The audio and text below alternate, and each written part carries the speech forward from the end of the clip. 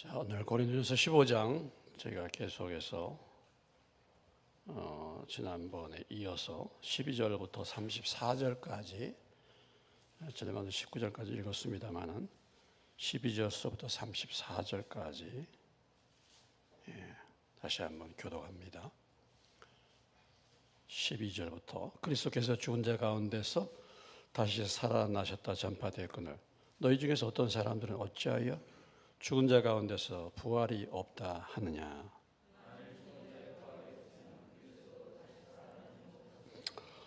그리스도께서 만일 다시 살아나지 못하셨으면 우리가 전파하는 것도 헛것이요 또 너희 믿음도 헛것이며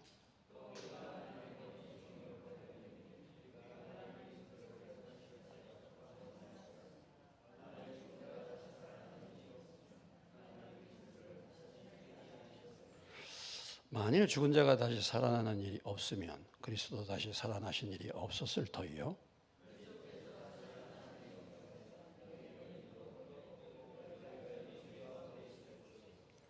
또한 그리스도 안에서 잠자는 자도 망하였으리니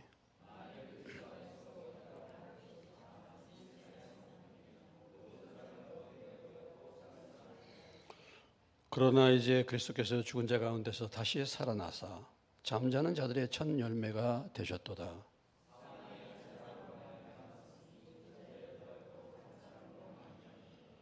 아담 안에서 모든 사람이 죽은 것 같이 그리스도 안에서 모든 사람이 삶을 얻으리라.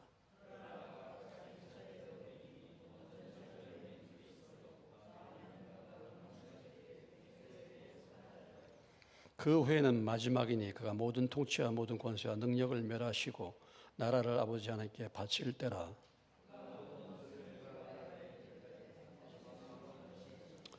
맨 나중에 멸망받을 원수는 사망이니라.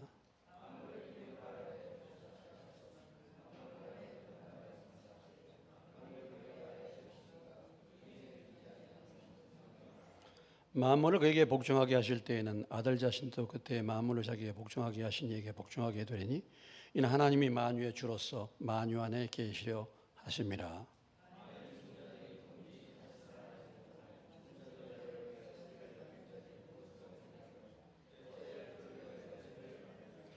또 어찌하여 우리가 언제나 위험을 무릅쓰리요.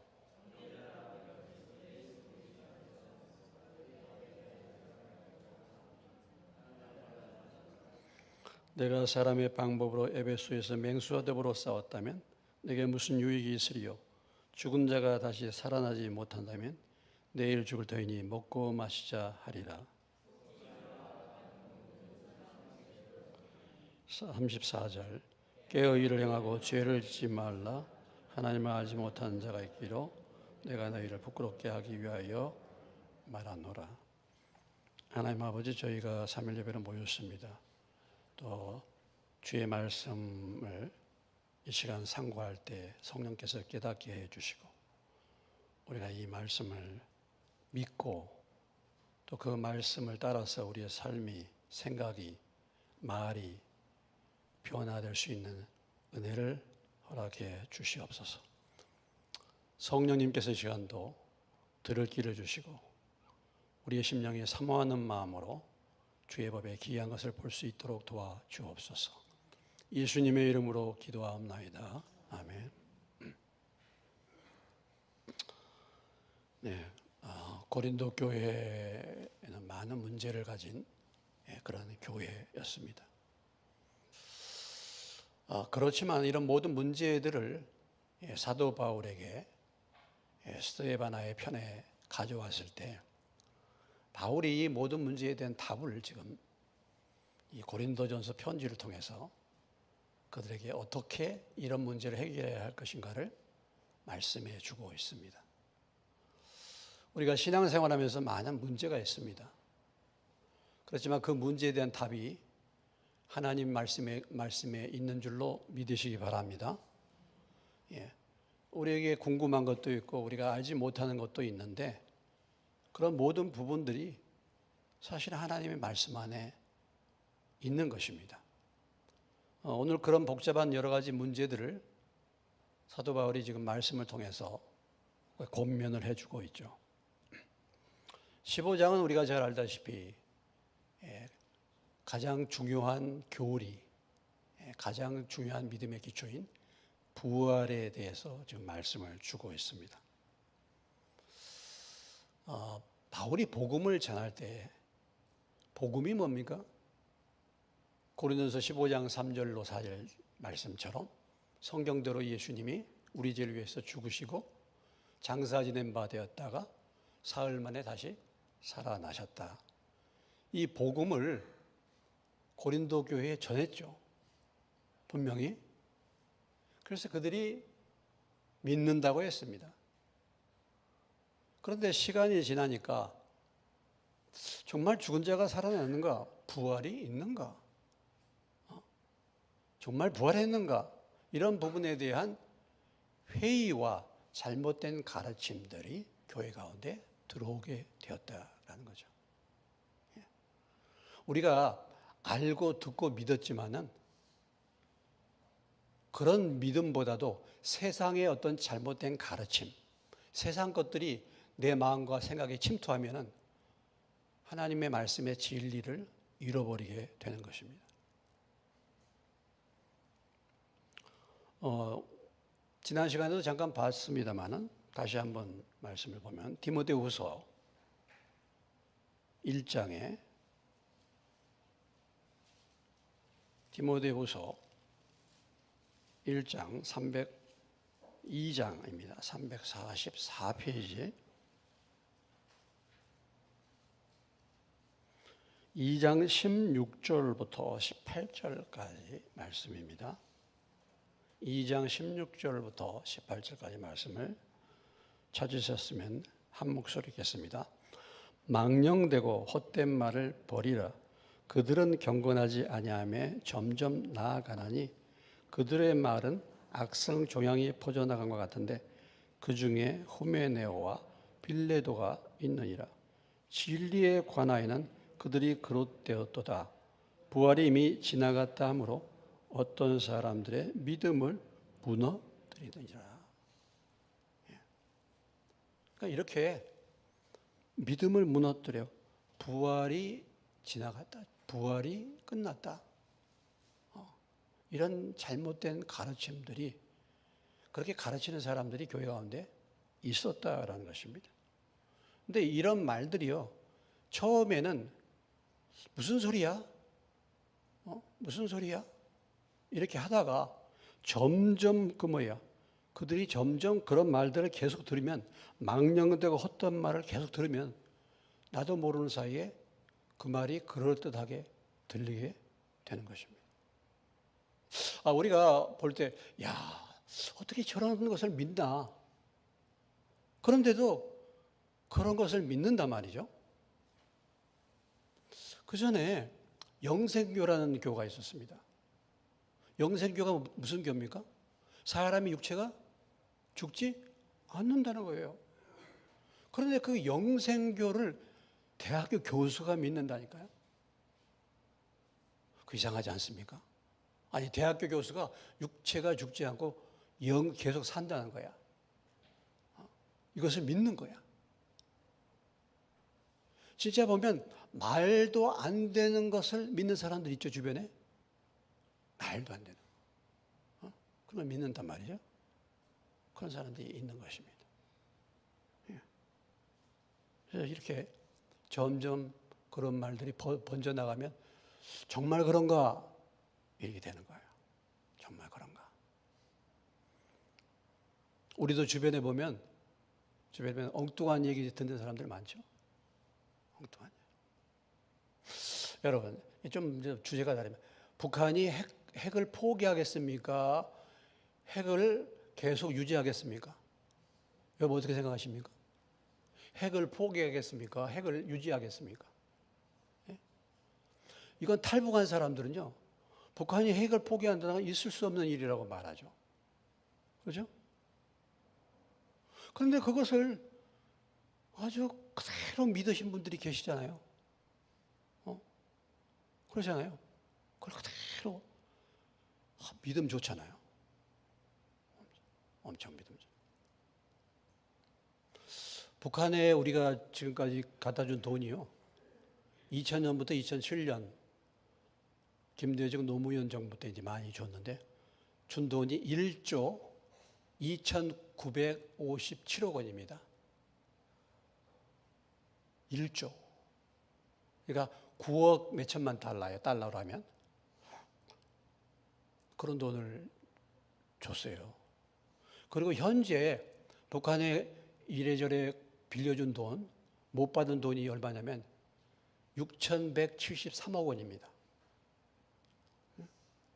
지금 뭐예요? 못 받아. 못 받은데 줄 생각을 하겠습니까? 안 하겠습니까? 안 하죠. 줄 생각도 안 해요. 저 금강산이라든지 뭐 개성공단 다 계약서 맺고 50년 동안 그들을 사용하도록 다 계약했잖아요. 그대로 믿었죠. 근데 저는요, 안 믿었어요. 여러분은 믿었습니까? 저는 안 믿었어요. 예. 공산당이 뭔지를 알기 때문에. 예. 안 믿어. 저는 안 믿었어요. 그때부터, 이거 참, 괜히 헛돈 버리는구나. 근데 국민의 세금을, 국민의 혈세를 그렇게 많은 세금을 없앴는데 거기에 대해서 책임지는 사람이 없어. 제가 만약에 우리 교회 돈을 1조 원, 우리 교회는 1조도 1억 원을 제가 다른 데 썼다. 제가 물러나야죠. 물러나요. 갚아내든지. 1,000만 원 정도 제가 개인 용도로 뭐 몇백을 개인 용도로 썼다. 물어내야 되죠. 책임을 지는 사람이 없어. 그거 왜 그런가? 그걸 믿었단 말이죠. 믿었단 말이죠. 그러니까 말이 안 되는 소리인데 자꾸 그걸 들으면요. 세뇌가 되는 거예요. 세뇌가 되는 겁니다. 세뇌가 되는 거예요. 그러니까 이 사람들이 이단에 빠지는 이유가 바로 그런 거예요. 자꾸 그걸 들으면 세뇌가 되는 거예요. 그래서 부활이 없다. 이런 사람들이 생기게 된 것이다. 라는 거예요. 부활이 없다. 어떻게 죽은 사람이 부활할 수 있어? 말이 되나? 이렇게 되는 거죠. 그래서 오늘 사도 바울이 1장서 15장 1절로부터 11절까지 예수님의 부활이 확실하다. 예수님의 부활이 확실하다. 이걸 지금 말하고 있잖아요. 성경의 증거, 성경대로 그렇게 죽으시고 장사 지내고 살아나셨는데 거기에 대해서 누가 있다고요? 증인들이 있다라는 것입니다. 증인들이 한두 사람이 아니에요. 증인들이 한두 사람이 아니라 12제자, 또 500의 형제, 야고보, 그리고 뭐예요? 만삭되지 못한 누구도, 나도 부활하신 주님을 만난다. 그래야 지금 이제 이 15장에서 부활에 대한 증거를 얘기하면서 무엇보다도 사도 바울 자신이 부활의 목격자로서 그가 다메섹에서 주님을 만나고 부활의 목격자로서 직접 지금 설명하고 있는 거 아니겠습니까? 나도 봤다 이거죠. 나도 봤다.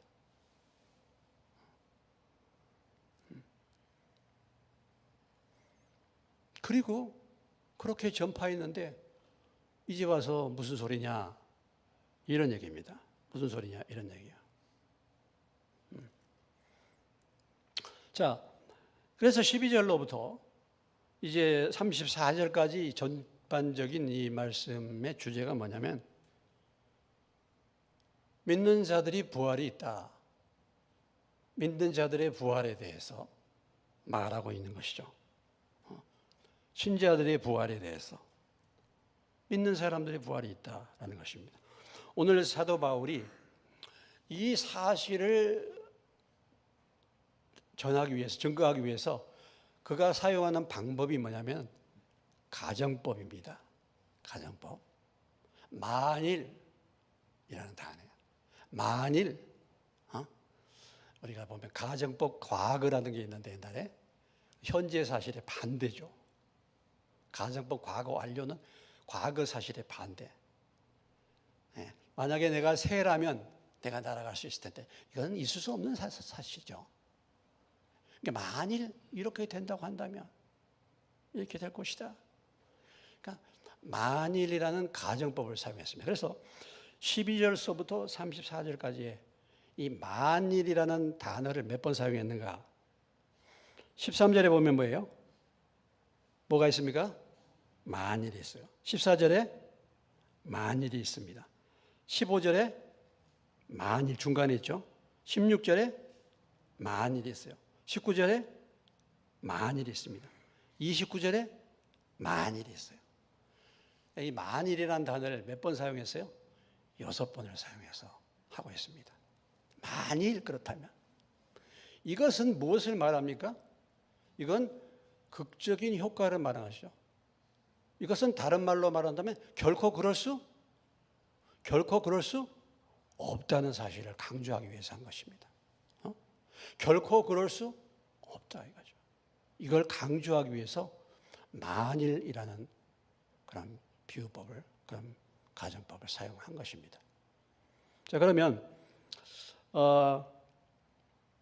12절로부터 16절까지의 말씀을 보면은 만일 부활이 없다면 이런 얘기예요. 만일 부활이 없다면 어떻게 되겠는가라는 거죠. 자, 이게 12절로부터 16절. 만일 부활이 없다면 어떻게 되겠는가? 자, 보시겠습니다. 그리스도께서 죽은 자 가운데서 다시 살아나셨다 전파되었거늘 너희 중에 어떤 사람들은 어찌하여 죽은 자 가운데서 부활이 없다. 부활이 없다. 이렇게 했단 말이죠. 그러면 만일 죽은 자의 부활이 없으면 그리스도도 다시 살아나지 못하셨다. 부활이 없다면 예수님도 부활하지 못했다. 부활이 없다면 예수님도, 그렇죠. 예수님도 부활하지 못하죠.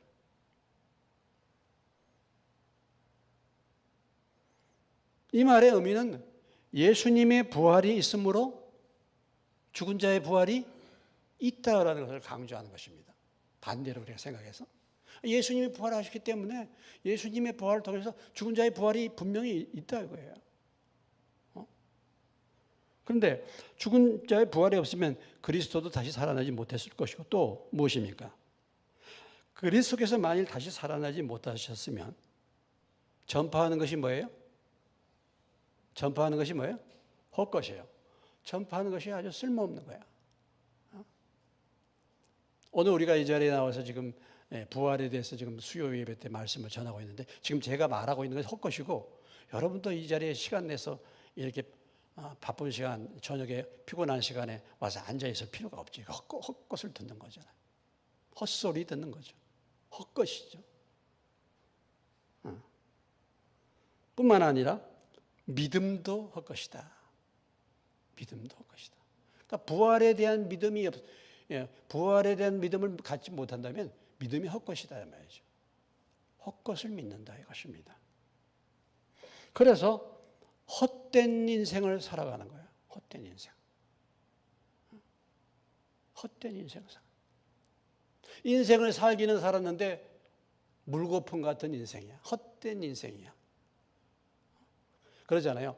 많은 사람들이 인생을 사는데 마지막 순간에 돌아보면 야, 내 인생 잘못 살았구나. 이렇게 후회하는 사람들 많잖아요.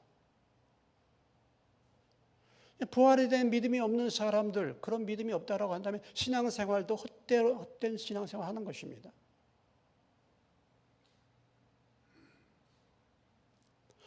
반대로 생각해 보면 우리가 예수님을 믿고 부활에 대한 소망을 갖는 이 삶이야말로 가장 귀한 인생. 할렐루야.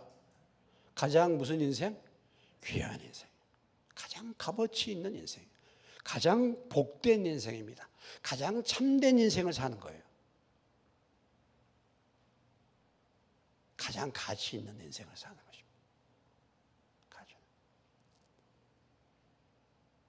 어느 분이 자기가 목회 사역으로 헌신했는데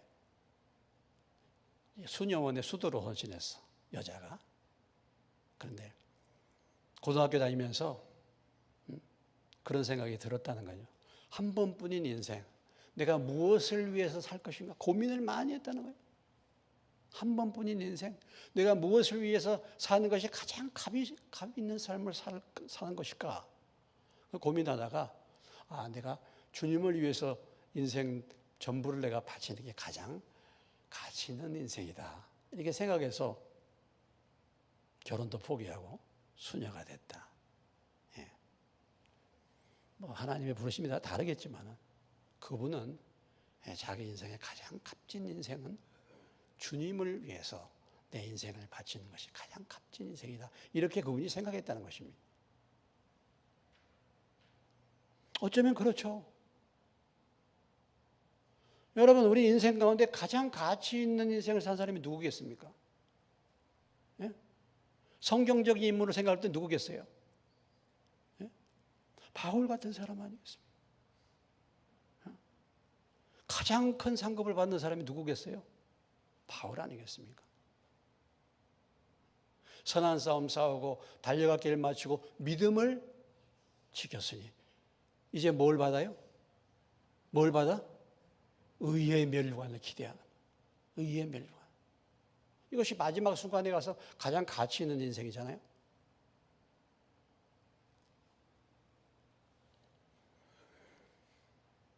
근데 만약에 부활이 없다라고 한다면 전파하는 것도 헛것이고 믿는 것도 헛것이다. 이건 다른 말로 우리가 가장 가치 있는, 가장 참되고 복된 인생을 사는 것이다 라는 것을 말해주고 있는 것입니다. 그 다음에 만약에 부활이 없다라고 한다면 뭐가 되는 거예요? 하나님의 우리가 뭐가 된다? 거짓 증인이 된다. 거짓 증인이 된다. 거짓 증인.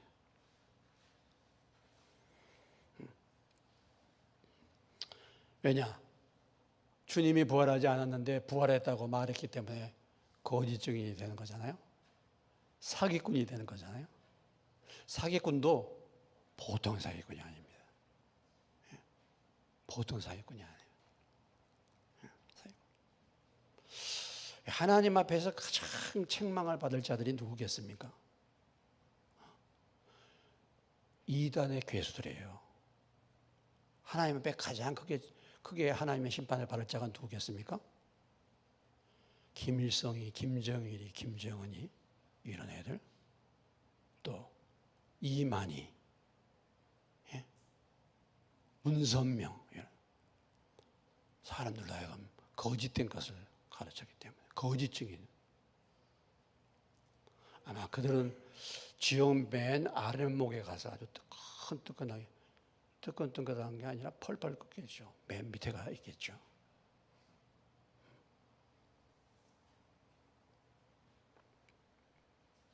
사기꾼이네, 사기꾼. 요즘에 참 가짜 뉴스 퍼뜨리는 사람 많죠.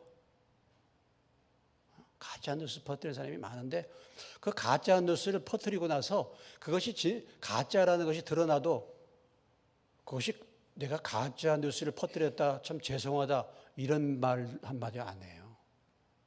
요즘에는 뻔뻔한 우리 대한민국의 뻔뻔한 영이 역사, 뻔뻔한 영. 뻔뻔한 영.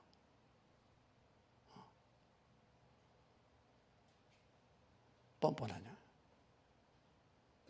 자기가 어떤 일을 말했는데 그것이 가짜다, 거짓이다라고 그것이 드러나면은 내가 모르고 그랬다고, 내가 잘못했다고 이렇게 사과를 해야 되잖아요.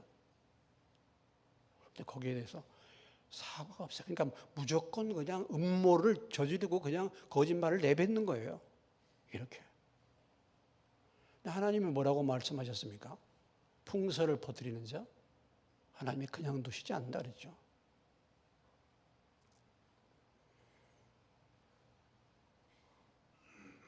예수님이 부활하지 않았는데 부활했다고 가르치는, 만약에 그렇게 한다면 그 사람의 말로 인류 최대의 사기꾼이 될 수 있는 것이죠. 그러나 다른 면으로 생각해 볼 때 주님의 부활이 사실이라고 한다면 인류 최대의 진리를 말하는 사람이 되는 것입니다. 그렇죠? 그래서 죽은 자에게 부활의 소망을 들려줄 수 있는 최대의 진리를 말하는 사람, 이 사람이 되는 거죠. 만약에 부활이 없다면 그렇게 된다 이것입니다.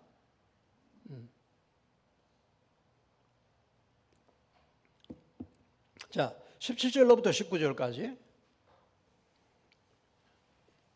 이 내용은 무엇을 말하냐면은 만약에 그리스도께서 죽은 자 가운데서 부활하지 않았다고 한다면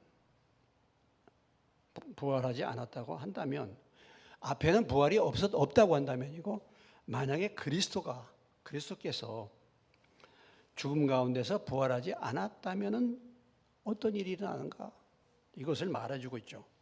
자, 17절로부터 19절까지 말씀을 보겠습니다. 그리스도께서 다시 살아나신 일이 없으면 너희의 믿음도 헛되고 너희가 여전히 죄 가운데 있을 것이요 또한 그리스도 안에서 잠잔 자도 망하였으니 만일 그리스도 안에서 우리가 바라는 것이 다만 이 세상의 삶뿐이면 모든 사람 가운데 우리가 더욱 불쌍한 자이라 그랬습니다. 그러니까 주님이 죽은 자 가운데서 부활하지 않았다면 무슨 일이 일어났는가? 어떤 일이 일어나는가? 첫째는 무엇입니까? 우리가 뭐예요? 우리 죄 문제가 여전히 해결되지 않았다. 우리의 믿음이 헛되고 너희가 여전히 죄 가운데 있는 것입니다. 죄 문제, 죄의 사함을 해결하지 못하는 거죠. 로마서 6장 23절 죄의 삭은 뭐예요? 사망이요. 하나님의 은사는 우리 주 그리스도 예수 안에 있는 영생이에요. 죄의 삭이 사망인데 죄의 대가가 사망인데 예수님이 죽음 가운데에서 부활하지 않았다면 예수님이 인간의 육체, 인간으로서 죽는 것입니다. 그분은. 그냥 인간이에요. 우리의 죄를 위해서 죽은 것이 아니기 때문에 죄의 문제가 해결될 수가 없는 거죠. 우리는 여전히 죄 가운데 있게 되는 것입니다. 믿음이 헛것이죠. 죄 사함을 받을 수가 없죠. 뿐만 아니라 또한 그리스도 안에서 잠자는 자도 망했다. 여기 보면 이제 그리스도 안에서 잠잔다. 성경은 죽는다라고 얘기하지 않고 뭐라고 표현해요? 잠잔다. 예수 안에서 잠자는 것입니다. 할렐루야. 우리가 죽는 것이 아니라 뭐예요? 예수 안에서 잠자는 거예요. 언젠가 뭐예요? 언젠가 어떻게? 깨어나는 거예요. 언젠가 깨어나는 거예요. 제가 이제 안성수양관을 가끔 갑니다. 기도원이죠. 요즘에 기도원이 주변에 없어요. 안성수양관이 여기서 한 1시간 거리인데 제일 가까운 데 있죠. 그게 사랑의 교회 수양관입니다. 시설이 잘 돼 있고 경비가 저렴하고 거기 안 돼요. 안성수양관에 옥하는 목사님 묘소가 있어요. 여러분 옥하는 목사님 아십니까? 예, 유명한 목사님이시잖아요. 예, 사랑의 교회 그 목사님 묘소가 있어요. 거기에 묘소를 조그맣게 꾸며놨더라고요. 예, 조그맣게. 근데 그리스도 안에서 자는 것입니다. 언젠가 부활의 소망을 기다리면서. 할렐루야. 예, 그런 분이 돌아가신 무덤 앞에 서도 가봐도 뭔가 좀 의미가 있잖아요. 예, 인생을 참 주님을 위해서 끝까지 봉사하고 섬기다가 가셨으니까. 그런데 만약에 부활이 없다고 한다면 그렇게 주를 위해서 애쓰고 수고하고 그렇게 하고 죽음을 맞이한 그리스도 안에서 잠자는 사람들 다 망한 거죠. 다 망한 거 아니겠습니까? 헛일한 거 아니겠습니까? 그리고 그리스도 안에서 우리가 바라는 것이 다만 뭐예요? 이 세상의 삶이 뿐이라면 모든 사람 가운데 왜 우리가 더 불쌍한 자가 되는 거예요. 불쌍한 자가 되는 거예요. 여러분, 우리가 바라는 것이 이 세상의 삶에서 복 받는 것입니까? 여러분, 우리가 예수 믿는 것이 이 세상의 삶 속에서 복 받고 이 세상의 삶 속에서 잘 되는 것이 우리 신앙의 목표입니까? 그렇습니까? 그거 아니에요.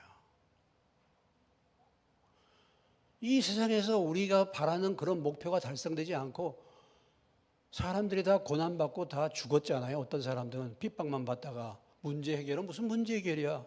감옥에 갇혀서 다 죽었지 않습니까? 핍박을 받고.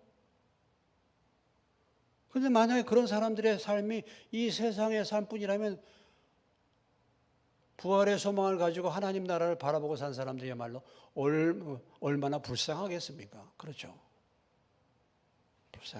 가장 불쌍한 사람들이 되겠죠.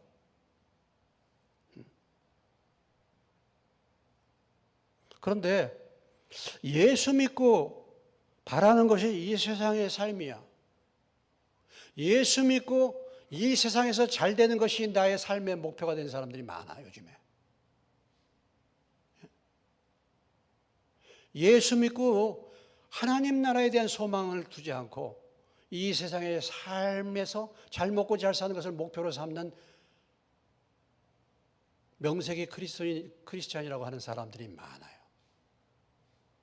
그 사람들은 그리스도인이 아니죠. 그리스도인이 아닌 것입니다. 만약 이 세상의 삶뿐이라고 한다면 불쌍한 사람. 이 중에서는 제가 제일 불쌍할 것 같은데, 그렇죠? 그렇지 않습니까? 제가 제일 불쌍할 것 같아. 왜냐? 32절로 가겠습니다. 읽습니다. 시작. 내가 사람의 방법으로 에베소에서 맹수와 더불어 싸웠다면 내게 무슨 유익이 있어요? 죽은 자가 다시 살아나지 못한다면 내일 죽을 터이니 먹고 마시자 하리라. 내일 죽을 터니까 먹고 마시고 어떻게 하면 인생을 즐겁게 사는가? 이것이 삶의 목표가 될 거 아니겠습니까? 그렇지 않겠어요? 내일 죽을 테니까 이 세상의 삶이 전부야. 그럼 이 세상의 삶에서 잘 먹고 잘 살고 그냥 즐겁게 살면 얼마나 좋아요?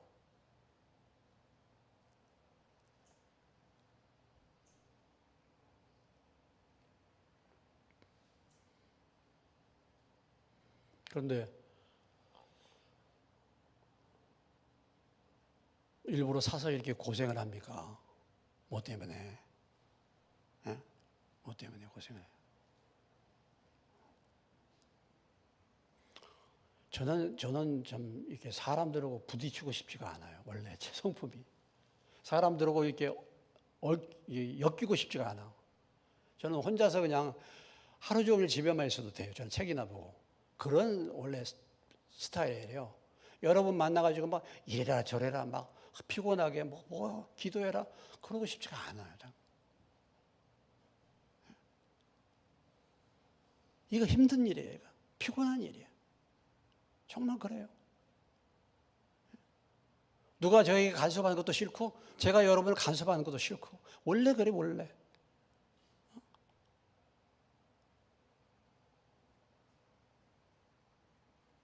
근데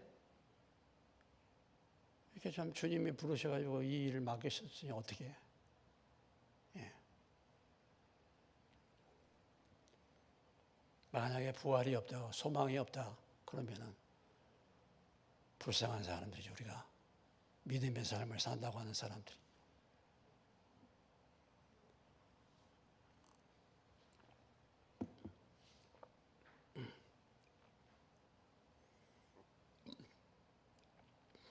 지금 저희 노장군 선생, 저희 10여 년 후배가 정년퇴직도 전에 이제 명퇴를 했죠.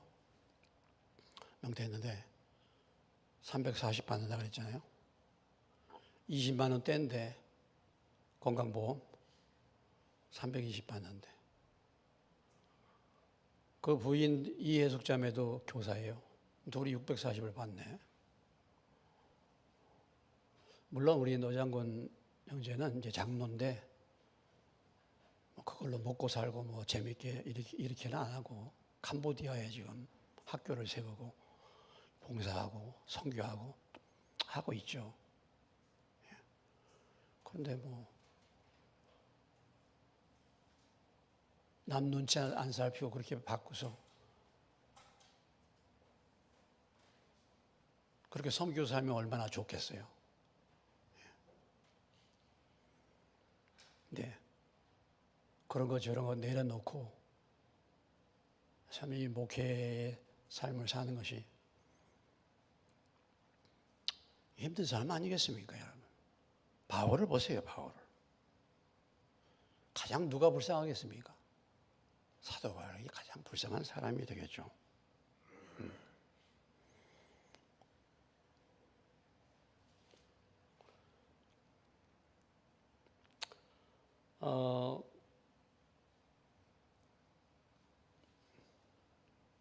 그래서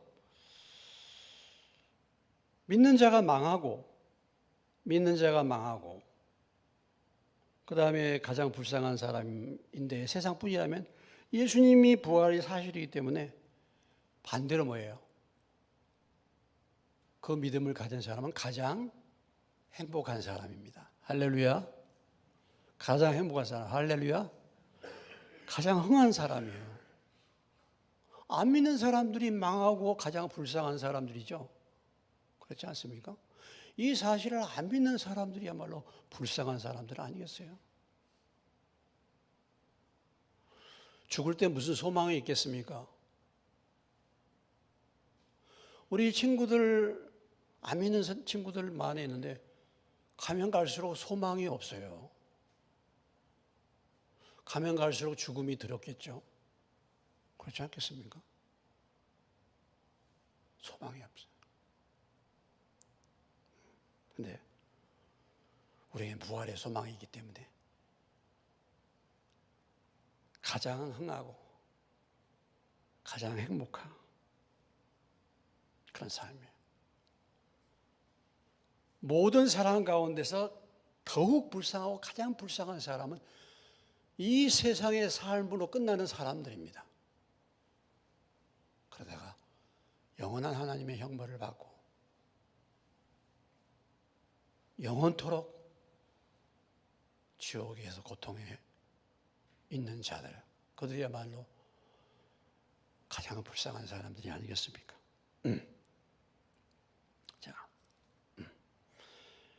자, 20절로 28절까지 그리스도의 부활의 결과입니다. 예수님의 부활의 결과예요. 예수님의 부활의 결과. 어떤 열매가 맺는가? 20절로 23절까지 모든 사람이 그리스도 안에서 모든 사람들이 부활의 소망을 갖게 됐다. 이것이죠. 자, 20절로부터 그러나 이제 그리스도께서 죽은 자 가운데 다시 살아나사 잠자는 자들의 첫 열매가 되셨도다. 사망이 한 사람으로 말미암았으니 죽은 자의 부활도 한 사람으로 말미암는도다. 아담 안에서 모든 사람이 죽은 것 같이 그리스도 안에서 모든 사람이 삶을 얻으리라. 예. 그래서 그러나 각각 자기 차례대로 되리니 먼저는 첫 열매인 그리스도요, 다음에는 그가 강림하실 때에 그리스도에게 속한 자요, 그 후에는 마지막이니 그가 모든 통치와 모든 권세와 능력을 멸하시고 나라를 아버지 하나님께 바칠 때라 그랬습니다. 그가 모든 원수를 그 발 아래 둘 때까지 반드시 왕노릇 하시리니 맨 나중에 멸망받을 원수는 사망이니라. 자, 이제 부활에 대한 그 원리를 설명하면서 아담 한 사람이 범죄해서 뭐예요? 모든 사람이 뭐가 됐습니까? 죄인이 되었죠. 아담 한 사람의 죄로 인해서 사망이 모든 사람에게 어떻게 됐어요?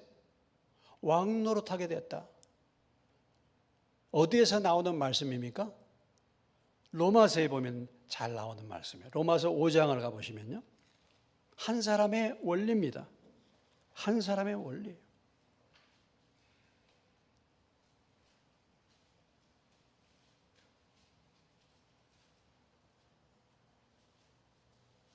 로마서 5장 12절을 같이 읽겠습니다. 시작. 그러므로 한 사람으로 말미암아 죄가 세상에 들어오고 죄로 말미암아 사망이 들어왔나니 이와 같이 모든 사람이 죄를 지었으므로 사망이 모든 사람에게 이르렀느니라. 우리의 시조 아담이 범죄해서 그 아담 한 사람 때문에 죄가 뭐예요? 세상에 왔어요. 이 죄로 말미암아 모든 사람이 사망이 왔습니다. 모든 사람이 죄를 지었기 때문에 사망이 모든 사람에게 오게 됐다. 그러니까 죄가 아담으로 인해서 죄가 들어오게 되고 원죄라고 말하죠. 그래서 모든 사람이 죄인이 되고 그 죄로 말미암아 사망이 왔다 이거죠. 그런데 14절 봅시다. 그러나 아담으로부터 모세까지 아담의 범죄와 같은 죄를 짓지 않은 자들까지도 사망이 왕노릇하나니 아담은 오실 자의 뭐야? 모형이라. 아담은 오실 자의 모형. 오실 자는 누구를 말합니까? 오실 자는 누구예요? 예수 그리스도를 말하는 거죠.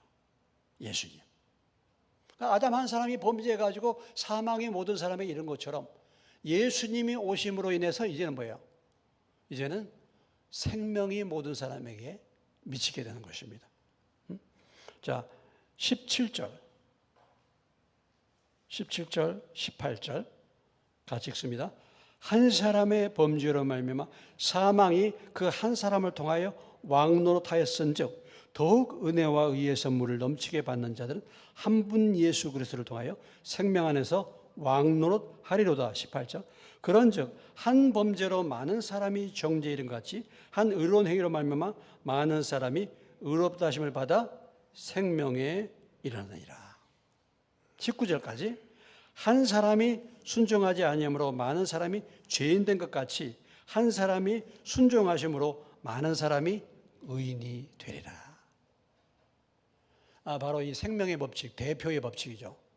아담이 범죄해서 사망이 들어와서 모든 사람에게 사망이 왔는데 예수님이 오셔서 예수님이 십자가에 죽으시고 그분이 부활하셔서 그 예수를 믿는 사람에게 주님의 생명이 이제는 왕노릇하게 되었다. 이 원리를 지금 바울이 설명해 주고 있습니다.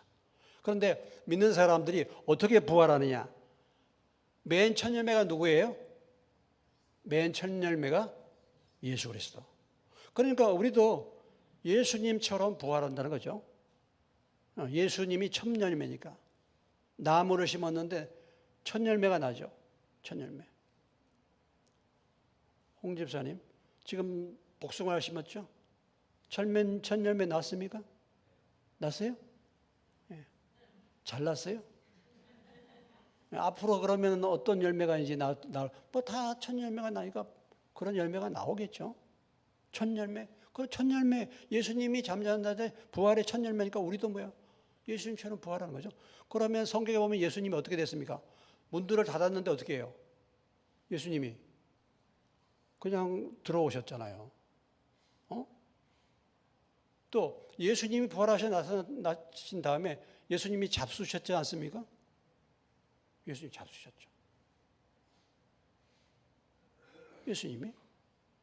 예. 그래서 그런 모습으로 우리도 부활한다 이거죠. 첫 열매. 자, 첫째는 예수님이 부활이고 그 다음에 23절에 그 다음에는 각각 자기 차례대로 된다는 거예요. 그러니까 제일 처음에 먼저는 첫 열매는 그리스도고 다음에는 뭐예요?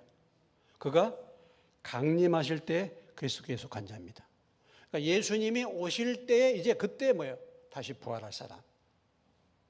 저나 여러분이나 어쩌면은 예수님이 부활하실 때, 예수님이 오실 때 부활할 그런 소망을 가질 수도 있겠죠. 그리고 맨 마지막 최종 심판의 때, 마지막 심판의 때, 그때 이제 모든 사람들이 예수님이 부활하신 재림하신 이후에 그리고 이제 계시록 보면 천년 왕국이 이루어진다고 말하는데, 물론 여기에는 여러 가지 학설이 있습니다만은, 그리고 나서 마지막 심판, 백보자 심판이라 하죠. 최후의 심판 때 이제 모든 사람들이, 그 전에 부활하지 못한 사람들이 다 부활하게 되고, 그로 인해서 뭐예요? 만물이 그 주님 앞에 복종하게 된다. 지금 이것을 사도 바울이 설명해 주고 있는 것입니다. 그러니까 부활의 차례가 있어요. 예수님이 첫 번째를 메고, 그 다음에 주님이 강림하실 때, 그리고 마지막 심판의 때, 최후의 심판의 때, 그때 다 부활하게 된다.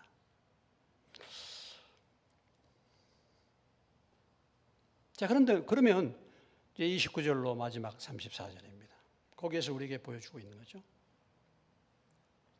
그러면 만약에 부활이 없다라고 한다면, 역시 계속 이제 이 주제는 부활이 이제 없다라는 것을 지금 가정해 놓고 설명하고 있는 것이죠. 부활이 없다라고 가정해서 설명하는 것은 아까도 말씀드렸지만 부활이 틀림없다는 것을 강조하기 위해서 지금 말하고 있는 거 아니겠습니까? 근데 만약에 부활이 없다라고 한다면 왜 믿는 사람들이 고난을 받아야 되는가라는 것입니다. 아직 부활이 없는데 왜 고난을 받아? 왜 고난을 받아야 되느냐? 그래서 29절에 이렇게 시작되고 있죠. 만일 죽은 자들이 도무지 다시 살아나지 못하면 죽은 자들 위하여 침례를 받는 자들이 무엇을 하겠느냐? 어찌하여 그들 위하여 침례를 받느냐? 침례를 받지 못한 자들 위해서 침례를 받아. 근데 침례를 받는 것은 굉장히 위험을 각오하고 받는 것입니다. 그 당시에 내가 믿는다고 표현을 하는 것은 굉장히, 내가 믿는다고 표현하는 그 표현 자체가 굉장히 뭐예요? 내 목숨을 걸어놓고 그것을 표현할 그런 때가 있었습니다. 그 일본에 핍박이 올 때 예수님 모양을 밑에다가 그려놓고 이것을 밟고 지나가는 사람, 그 사람은 살려주고, 그걸 밟지 않고 지나가는 사람, 믿는다고 하는 사람은 죽였거든요. 이런 이제 선택입니다. 그런데 어때요? 많은 사람들이 밟지 않고 지나가. 그래서 엄청나게 많이 순교했어요. 순교하는데 자원해서 나도 믿는다라고 자기 자신을 밝히고 순교한 사람들도 있었대요. 순교한 사람도 있었대요.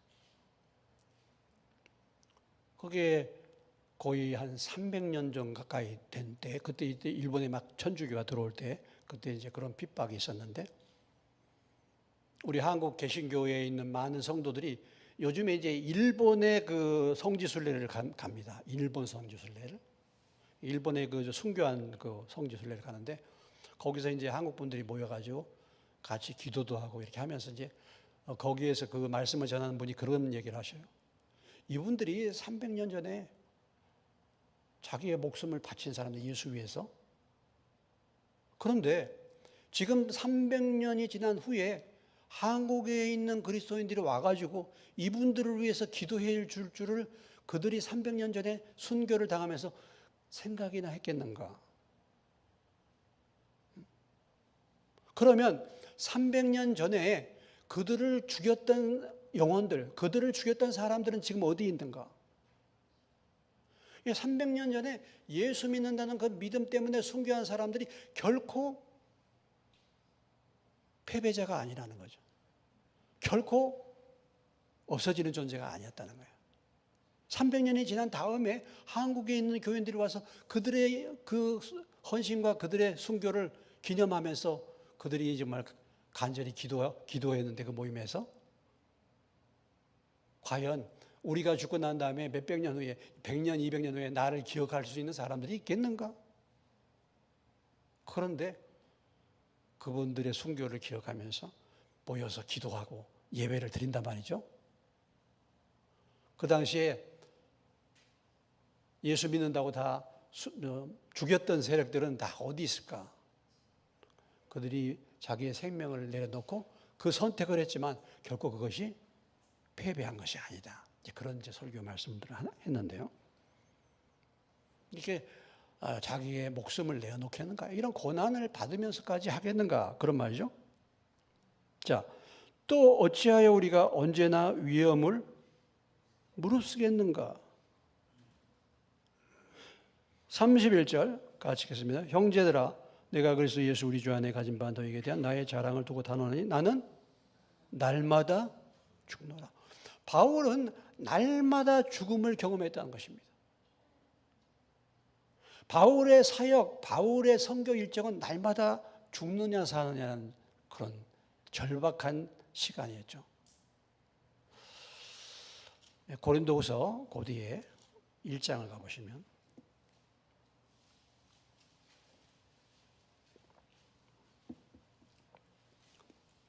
뒤에 고린도후서 1장 8절로부터 9절까지 8절 9절 같이 읽겠습니다. 시작.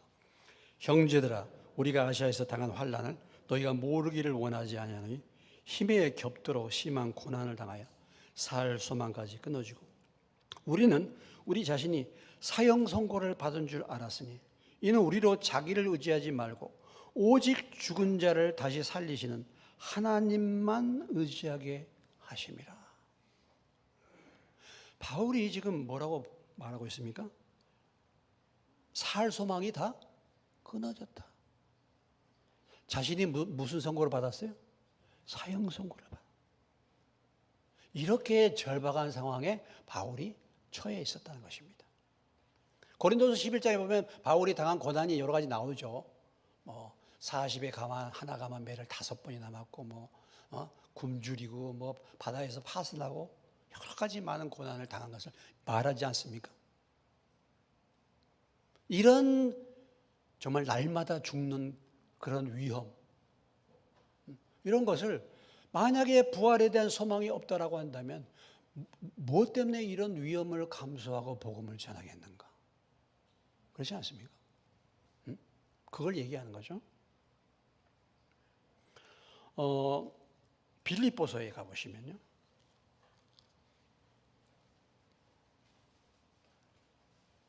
빌립보서 1장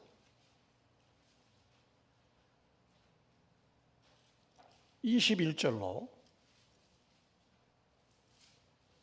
23절까지 빌립보서 1장 21절로 23절 시작. 이는 내게 사는 것이 그리스도니 죽는 것도 유익함이라. 그러나 만일 육신으로 사는 이것이 내일의 열매일진데 무엇을 택하여 할는지 나는 알지 못하고 내가 그 둘 사이에 끼었으니 차라리 세상을 떠나서 그리스도와 함께 있는 것이 훨씬 더 좋은 일이라 그렇게 하고 싶다. 바울이 지금 이 빌립보 감옥에서 이 편지를 쓰잖아요. 바울이 뭐라고 얘기했습니까? 자기가 지금 살아날지 안 살아날지 모르겠는데 죽는 것도 뭐예요? 죽는 것도 유익하다. 죽느냐 사느냐 내가 둘 사이에 끼었는데 뭐라고 얘기했습니까? 차라리 뭐예요? 세상을 떠나서 그리스도와 함께 있는 것이 훨씬 더 좋다. 세상을 떠나면 누구와 함께 있는 거예요? 주님과 함께 있는 거예요. 바울은 그런 부활에 대한 믿음을 가졌잖아요. 세상을 떠나는 것이 누구와 함께 있는 거예요? 주님과 함께 있는 거예요. 이것이 세상에 있는 것보다 사는 것보다 훨씬 더 뭐예요? 훨씬 더 좋다. Far better. Far better. 훨씬 더 좋다. 이게. 이 세상 떠나서 주님을 만나고 주님과 더불어 있는 것이 훨씬 더 좋다. 자, 부활신앙이죠. 부활에 대한 소망이죠. 이것이 바울의 신앙인 것입니다. 이것이 부활신앙인 것입니다. 그러니까 그런 고난과 그런 핍박과 그런 어려움을 당해도 바울이 내가 왜 그런 고난과 위험을 무릅쓰겠느냐. 32절에 다시 본문에 와서 내가 사람의 방법으로 에베소에서 맹수와 더불어 싸웠다면 내게 무슨 유익이 있으리요. 그러니까 바울을 핍박하는 무리들을 사도 바울이 표현하기를 맹수라고 표현해. 맹수.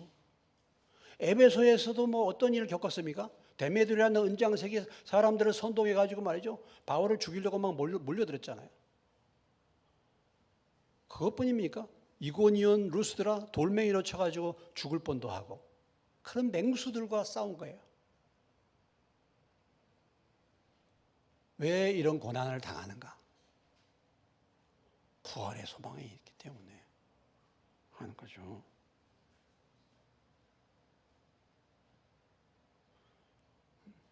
만약에 부활이 없다고 한다면 32절, 죽은 자가 다시 살아나지 못한다면 어떻게 하는 겁니까? 내일 죽을 터이니 어떻게 해요? 먹고 마시자. 내일 죽을 터이니 어떻게 해요? 먹고 마시자.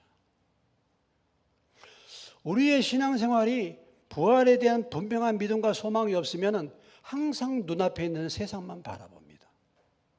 세상에서 그냥 먹고 마시는 거예요. 이것이 나의 삶의 초점이야.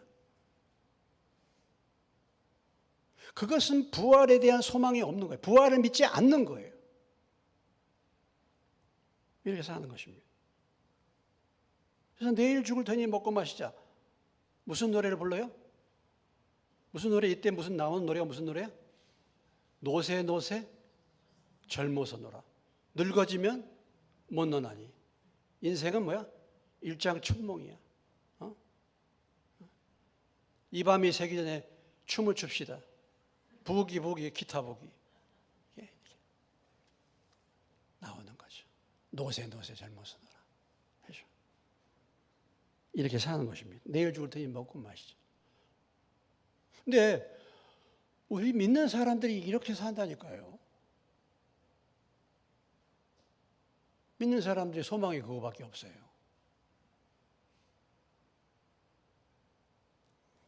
그래서 결론을 지금 33절로 34절에서 말합니다.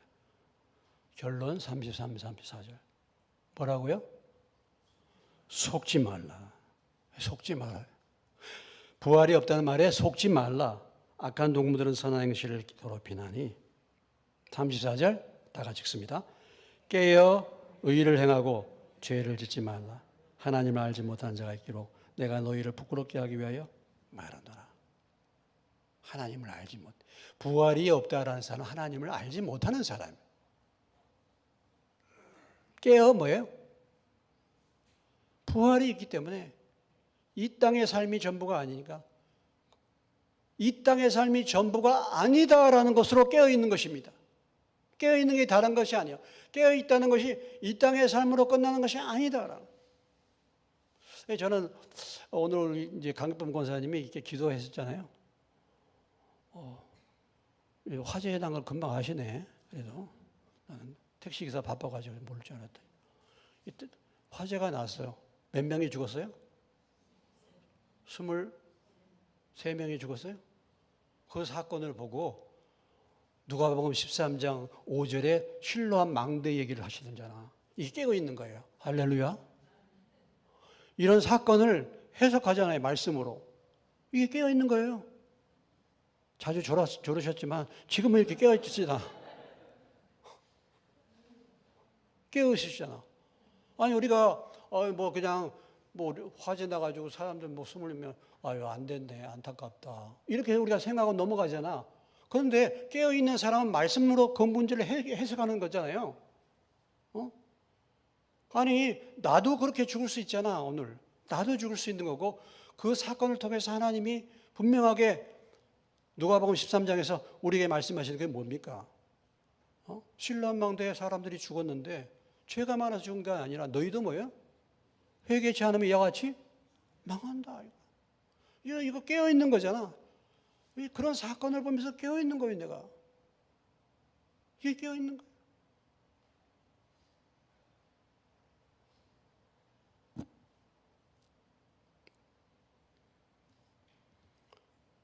오늘 부활, 믿는 자의 부활에 대해서 지금 믿는 사람이 부활합니다. 할렐루야. 여러분 부활을 믿으십니까? 정말 믿으십니까? 말로는 우리가 말할 수 있어요. 정말 부활을 우리가 믿는다면은 굉장히 달라지겠죠? 굉장히 달라지죠. 부활을 정말 믿는다면 죽음에 대해서 크게 염려하거나 걱정하거나 근심하지 않을 것이고, 부활을 정말 믿는다고 한다면 이 세상에서 이 전부인 것처럼 그렇게 살아서는 절대로 안 되죠. 한 말씀 나누고 마치겠습니다. 디모데전서 5장, 자주 인용하는 말씀이죠.